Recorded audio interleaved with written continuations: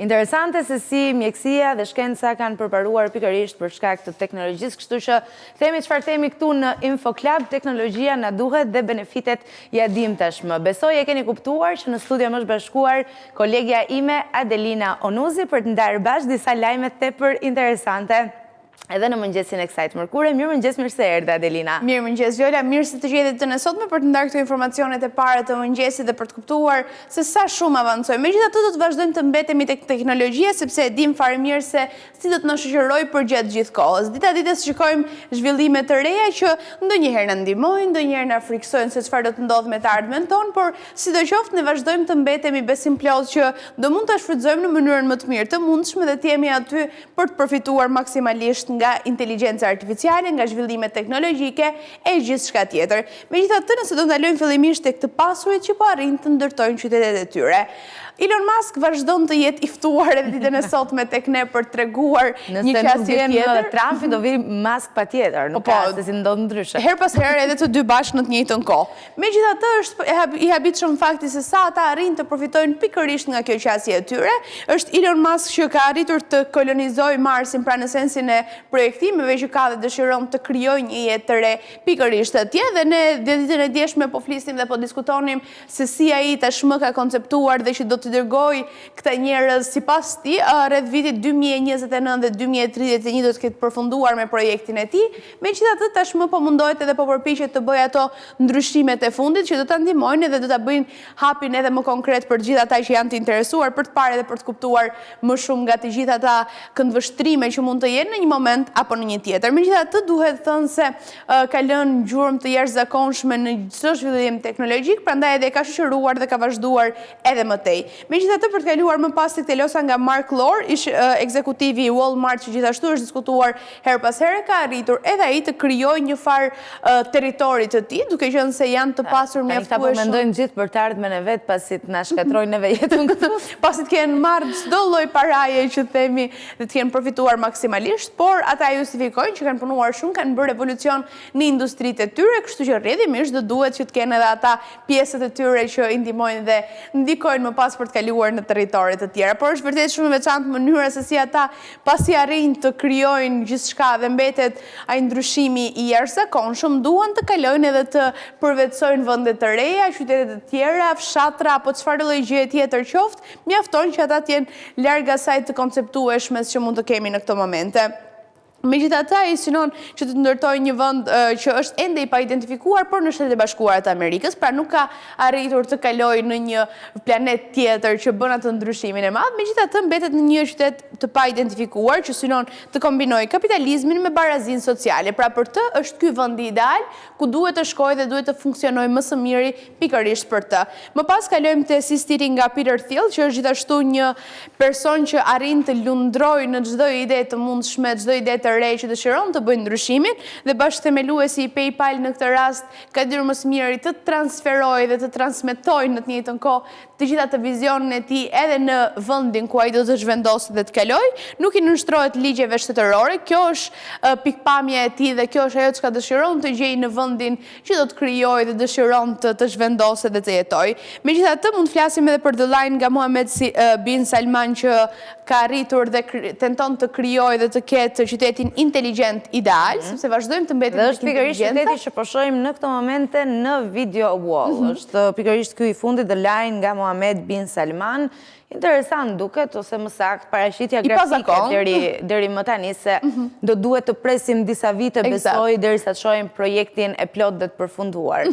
Por megjithatë arrin të duket mjaft ambicioz si projekt, që duket si do ta ndryshojë tërësisht atë qasjen dhe ndryshimet që mund të bëhen në një vend. Mua realisht më bën shumë përshtypje të gjitha ndryshimet dhe të gjitha vendet që këta të pasur synojnë të kenë, dhe pse jo, për aq kosa janë në atë nivel dhe për aq kosa kanë mundësi, pse jo të eksperimentojnë këto qasje, mund të shërbejë si frymëzim, mund të marrin edhe njerëz të tjerë edhe mund të kemi sa më shumë mundësi. Dhe se më sa kemi. Besoj do t'i kenë edhe këto njerëzit e tjerë që do të marrin në qytetet e tyre, do jenë të përzgjedhur, sepse vendet janë të limituara dhe bëhet fjalë gjithmonë për shifra të larta, për sa kohë janë duke ndërtuar qytete individuale që i përkasin vetëm një person. Mund të provojnë për shembull të kenë edhe robot, ne nuk e dim këtë, pra shkosa kanë filluar të kenë ndoshta mund të jetë kudo, mund të jetë edhe ky rasti. Një hap i radhës. Për shembull Musk e bëri hapin e tij duke dërguar robotin humanoid në Mars. Do ta shohim besoj përshtatjen, edhe më tej do të vi sërish për të sjellë rezultate të reja dhe për të parë se cilat mund të jenë hapat e mëvonshëm që do të ndihmojnë në kolonizimin e Marsit. Eksakt, po Vila po mendoja, imagjinoj që ata të kenë pasur problem njerëzimin në vendet ku jetojnë dhe duan të krijojnë diçka të re që të kenë mundësi dhe të zhvendosin me robotët e tyre. Ky mund të jetë ndryshimi, po. Ka menduar që ta pasurit janë shumë çuditshëm Adelina. Nuk i kuptoj dot shpesh herë. Megjithatë nuk kemi halle të tilla. Ne shkojmë tek njerëzit e thjeshtë dhe tek disa vende të cilat mund të vizitoni me pak para. Nuk ju çojmë dot në qytetet e sipër përmendura, të cilat ende nuk janë përfunduar, por mbeten në fazën e një projekti që besoj shpejt do të nisë dhe do të përfundoj, sepse në fund të ditës asetet financiare i kanë dhe mund të shfrytëzojnë fare thjesht, por ne do të mbetemi tek vende të cilat mund të vizitohen nga gjithkush me një shumë të vogël parash. Është një faqe e internetit HelloSafe, e cila sapo ka kryer një studim i cili ka vlerësuar shpenzimet mesatare ditore të nevojshme për një udhëtar në 131 vende, duke përfshirë kështu akomodimin, ushqimin dhe transportin. 3 elementët kryesor për të pasur një eksperiencë udhëtimi të jashtëzakonshme. Vlen përmendet se çmimi i udhëtimit në destinacion nuk është i përfshirë, sepse ne të gjithë mund të fluturojmë nga drejtime të ndryshme, kështu që detyrimisht ndoshta edhe biletat ndryshojnë disi, por ne po jetojmë në fakt në realitetin e biletave low cost, kështu që është mos e kuptueshme që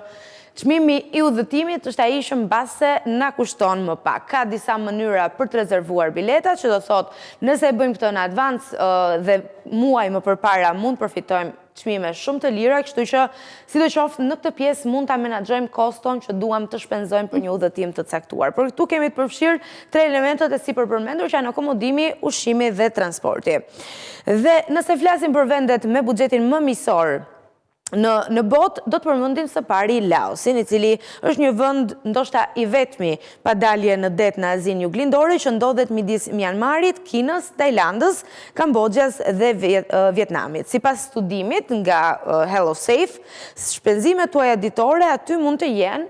më pak se 12.30 pound në ditë, ose nëse e përmendim në dollar në këtë rast, diçka tek $16. Pra, për $16 ti ke një super eksperiencë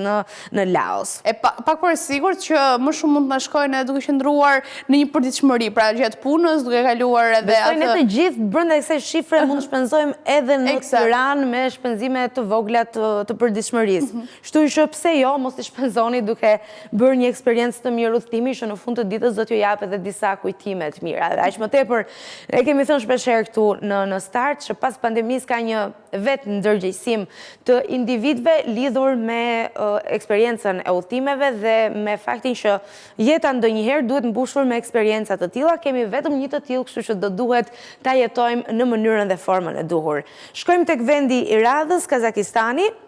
i cili renditet në vendin e dytë dhe ka një shpenzim mesatar ditor prej 15 deri në 10 pound, dhe në vendin e tretë në këtë listë renditet Ruanda, në të cilën do duhet të shpenzosh në një mesatare brenda një dite për të provuar çdo eksperiencë të mundshme dhe për të argëtuar vetëm 16 pound. Ndërkohë, Gjeorgjia është një tjetër destinacion tepër i lirë, është përzgjedhur patjetër nga platforma Time Out në këtë rast si një prej destinacioneve më të mira për pushime në këtë vit, në vitin 2025, dhe po ashtu në listë renditet dhe Armenia, e cila është emëruar edhe si destinacioni më i mirë i aventurës për vitin 2025. Kështu që në rastin e Armenisë, të gjithë ata që janë aventurier, dhe unë jam e bindur Adelina Onuzi ka një shpirt aventurier,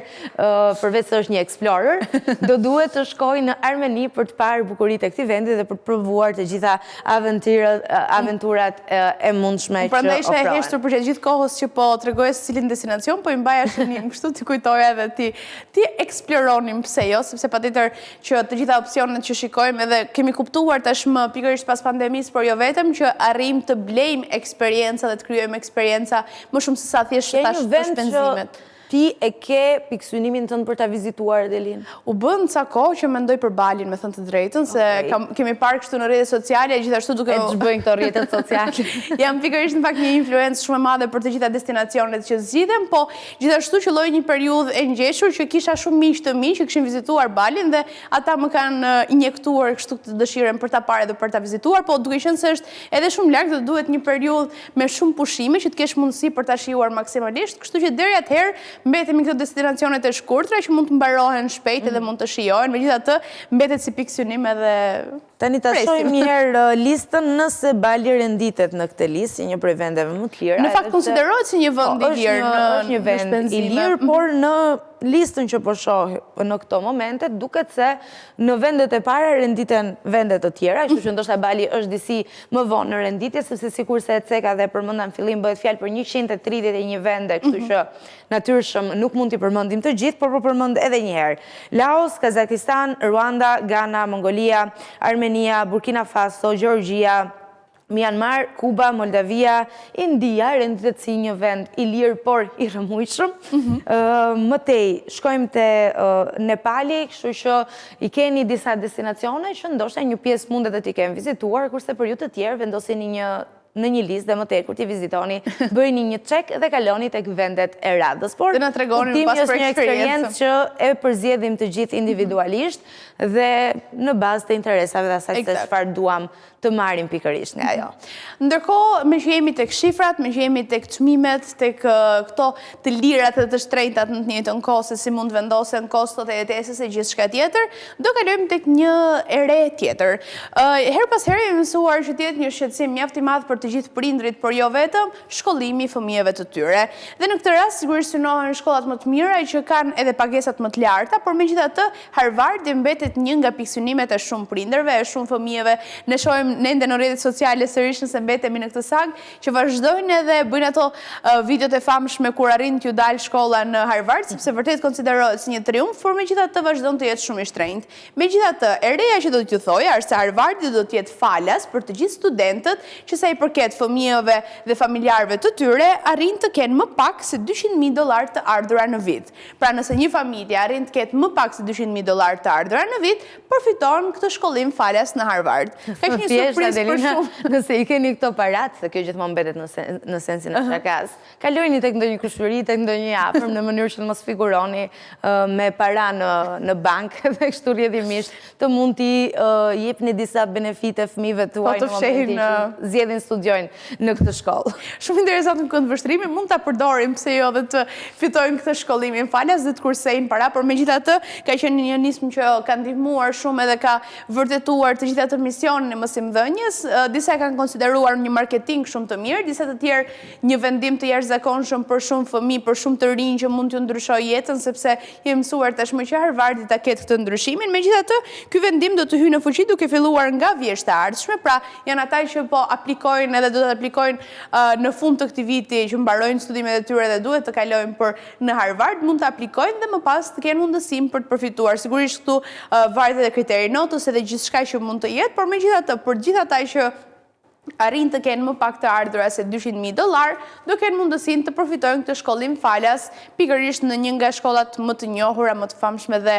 në këtë rast më të mira, të paktën siç konsideruar nga shumë studiues, nga shumë analistë të ndryshëm dhe vlerësues të shkollave që mund të jenë në anën mbar botës. Mbetet gjithsesi, nëse ka qenë marketing apo jo, mbetet një nga vendimet më të mira dhe shpresojmë që dita ditës të gjithë këto nisma dhe iniciativa që mund të jenë konkretisht për shkollën dhe arsimimin e shumë individëve anën mbar botës do të jenë patjetër të duar trokitura nga të gjithë, sepse po ndryshojnë kombe të tëra, sepse fillon gjithçka aty. Nëse arrini ta merrni falas, do t'ishte shumë mirë përmes këtij programi dhe kësaj forme mbështetjeje. Në të kundërt, ju rikujtoj sipas një studimi të bërë në Shtetet Bashkuara të Amerikës që në gjenerata Z dhe brezat e diplomuar në shkollat më prestigjioze dhe përfshirë këtu edhe Harvardin e kanë sa më të vështirë të gjejnë punë në raport me të tjerët. Më pëlqen që edhe nëse ka diçka për shembull të keq, arrim të shikojmë gjën e mirë, sepse ja, nuk kanë mundësi për shembull të shkojnë në Harvard, shikojmë këtë studimin tjetër që realisht qëndron edhe ka ndodhur, por megjithatë vazhdon të mbetet e lakmuar si një shkollë nga shumë të tjerë. Por gjithsesi ne shpresojmë që të ketë një vend gjithsecili, qoftë nëse është i mbi kualifikuar, qoftë nëse është i nën kualifikuar aplikuar apo është në stadin e duhur, sepse vërtet secili nga ne kërkon mundësit e duhura në vendet ku ata mund të performojnë më mirë, kështu që pse jo, le të jenë edhe le të shfrytëzojmë maksimalisht.